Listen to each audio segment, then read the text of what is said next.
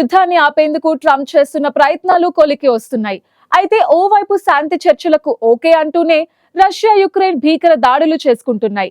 వారం రోజుల వ్యవధిలోనే యుక్రెయిన్ 2 సార్లు రష్యాపై భారీ దాడులు చేసింది. రష్యా అధ్యక్ష భవనానికి సమీపంలో యుక్రెయిన్ డ్రోన్ దాడులు చేయడంపై ట్రంప్ సీరియస్ అయ్యారు. మరోవైపు యుక్రెయిన్ తో యుద్ధాన్ని ముగించేందుకు పుతిన్ సిద్ధంగానే ఉన్నట్టు ట్రంప్ ప్రకటించారు.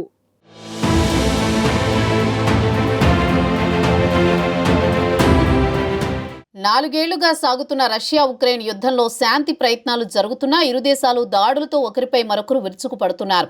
ఉక్రెయిన్కు అమెరికా సైనిక సాయం నిలిపివేసిన తర్వాత కీవ్ సహా ప్రధాన నగరాలపై రష్యా దాడులు చేస్తుంది. దీంతో ఉక్రెయిన్ కూడా తిరిగి 337 డ్రోన్లతో విరుచుకుపడింది. దాని నుంచి రష్యా కోలుకునేలోపే మరోసారి డ్రోన్లతో దాడికి పాల్పడింది. రష్యా అధ్యక్ష కార్యాలయం క్రెమ్లిన్కు దాదాపు 4 కిలోమీటర్ల దూరంలో ఉన్న ఒక భవనంపై ఈ డ్రోన్ దాడి జరిగింది. రష్యా అధికారులతో చర్చల కోసం అమెరికా రాయబారి స్టీవ్ విట్కాఫ్ మాస్కోకు రహస్యంగా వెళ్లినట్టు వార్తలు వచ్చిన సమయంలో ఈ దాడి జరిగింది. ఈ డ్రోన్లను రష్యా వైమానిక దళం అడ్డుకుందని మాస్కో మేయర్ వెల్లడించారు. ఈ యుద్ధం ప్రారంభమైన తర్వాత ఇటీవల 337 డ్రోన్లతో ఉక్రెయిన్ చేసినది అతిపెద్ద దాడి అని తెలుస్తోంది. గతంలో ఎన్నడూ లేని విధంగా వందల డ్రోన్లతో ఉక్రెయిన్ విరుచుకుపడింది. 10 ప్రాంతాలను లక్ష్యంగా చేసుకుని ఉక్రెయిన్ చేసిన ఈ దాడులను రష్యా విజయవంతంగా అడ్డుకుంది. క్షిపణి రక్షణ వ్యవస్థల ద్వారా ఉక్రెయిన్ డ్రోన్లను కూల్చివేసింది. ఈ దాడుల వల్ల 3 మృతి చెందగా 9 మంది గాయపడ్డారు. అనేక భవనాలు మరియు వాహనాలు పూర్తిగా దెబ్బతిన్నాయి. రాజధాని మాస్కోను లక్ష్యంగా చేసుకుని 70 డ్రోన్లతో ఉక్రెయిన్ దాడులు చేసిందని, వాటిని కూల్చివేశామని మాస్కో మేయర్ సెర్గీ సోబియానిన్ తెలిపారు. కొన్ని ప్రాంతాల్లో విమానాశ్రయాలలో కొద్దిసేపు విమానాలను నియంత్రించాల్సి వచ్చింది. మాస్కో ప్రాంతంలోని డొమోడెడోవో రైల్వే స్టేషన్లో రైళ్లను కొద్దిసేపు నిలిపివేయవలసి వచ్చింది.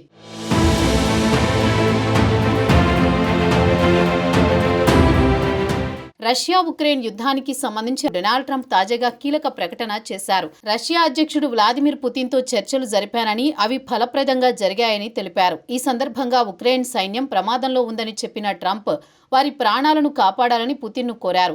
రష్యా అధ్యక్షుడు పుతిన్తో ఫలప్రదమైన చర్చలు జరిపారన్న ట్రంప్ భయంకరమైన రక్తపాతం సృష్టిస్తున్న యుద్ధం ఎట్టకేలకు ముగిసే అవకాశం ఉందని ఆశాభావం వ్యక్తం చేశారు.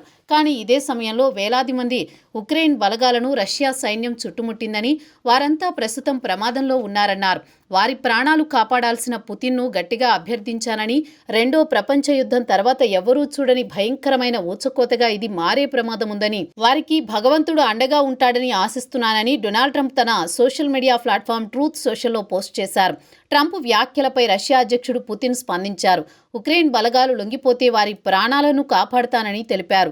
మరోవైపు అమెరికా ప్రతిపాదించిన 30 రోజుల కాల్పుల విరమణ ఒప్పందంపైన పుతిన్ స్పందించారు. అమెరికా ప్రతిపాదనకు పుతిన్ అనుకూలంగా మాట్లాడారు. ఈ కాల్పుల విరమణ శాశ్వత శాంతికి దారితీయాలని, సంఘర్షణలకు మూల కారణాలను పరిష్కరించాలని ఆయన అన్నారు.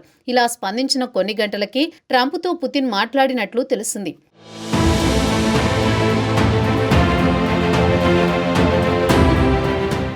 ఉక్రెయిన్ రష్యా మధ్య కాల్పుల విరమణ ఒప్పందంపై చర్చలు జరుగుతున్న సమయంలో ఉక్రెయిన్ అధ్యక్షుడు వ్లాదిమిర్ జెలెన్స్కీ సంచలన ఆరోపణలు చేశారు. కాల్పుల విరమణ ఒప్పందాన్ని తిరస్కరించడానికి రష్యా అధ్యక్షుడు వ్లాదిమిర్ పుతిన్ సన్నద్ధమవుతున్నారని జెలెన్స్కీ ఆరోపించారు. ఉక్రెయిన్ ప్రజలను చంపాలనే లక్ష్యంగా పుతిన్ పెట్టుకున్నారని మండిపడ్డారు. యుద్ధం ఆపేందుకు శాంతి ఒప్పందంలో భాగంగా అమెరికా చేసిన ప్రతిపాదనలకు అంగీకరించిన ఉక్రెయిన్ అధ్యక్షుడు జెలెన్స్కీ ఇటీవల ఒక వీడియోను విడుదల చేశారు. రష్యా అధ్యక్షుడు పుతిన్ కాల్పుల విరమణ ఒప్పందాన్ని తిరస్కరించడానికి కారణాలు వెతుకుతున్నారని, కాల్పుల విరమణను ఆలస్యం చేయడానికి, అమలు కాకుండా ఉండేందుకు పుతిన్ ప్రయత్నిస్తున్నారని జెలెన్స్కీ అన్నారు. ఇందులో భాగంగానే కాల్పుల విరమణ ఒప్పందానికి పుతిన్ వివిధ షరతులు విధిస్తున్నారన్నారు. అమెరికా అధ్యక్షుడు డొనాల్డ్ ట్రంప్ కారణంగా ఈ విషయాన్ని నేరుగా చెప్పడానికి పుతిన్ భయపడుతున్నారని జెలెన్స్కీ ఆరోపించారు. ఉక్రెయిన్పై యుద్ధం కొనసాగిస్తూ ఉక్రెయిన్ ప్రజలను చంపాలనేదే పుతిన్ లక్ష్యమని, అందుకే కాల్పుల విరమణ ఒప్పందాన్ని అంగీకరించకుండా సాకులు వెతుకుతున్నారని ఆయన విమర్శించారు. ఉక్రెయిన్ వీలైనంత త్వరగా నిర్మాణాత్మకంగా పనిచేయడానికి సిద్ధంగా ఉందని, ఈ విషయంపై అమెరికా ప్రతినిధులతో కూడా చర్చించామని జెలెన్స్కీ తెలిపారు.